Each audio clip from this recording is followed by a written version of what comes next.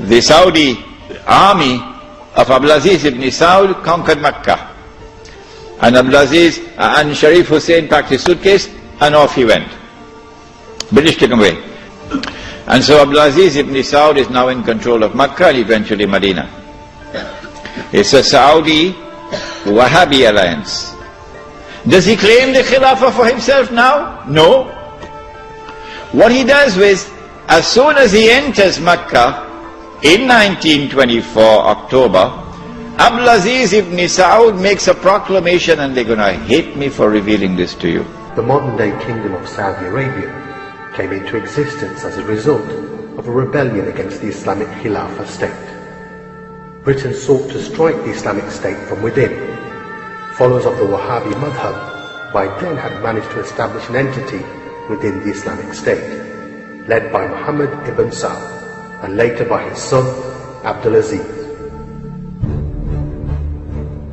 Britain supplied them with weapons and money, and they moved on a sectarian basis to seize the Islamic lands, which were under the authority of the Khilafah. They took up arms against the Khalifa and fought the Islamic armed forces, all the time goaded by the British.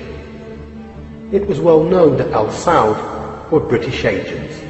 The huge arsenals and equipments which reached them via India, and the monies to cover the war effort against the Khilafah, were supplied by the British. They exploited the Wahhabi madhab with the aim of fighting the Islamic State and clashing with the other madhabs in order to incite sectarian wars with the Uthmani Khilafah. The followers of this madhab were unaware of this, but the Saudi Emir was fully aware. This is because the relationship was not between the British and Muhammad ibn Abdul Wahhab, but between the British and Al Saud. Al Saud's family reward for playing the most important role in this rebellion was to be granted by the British the position of future rulers of Hijaz.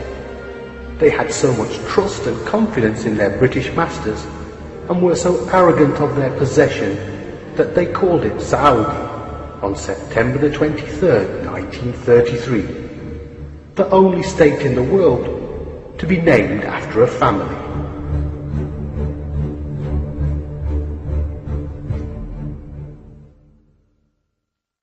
Contrary to popular Western myth, it is the Saudis that are dependent on the US and not the other way round.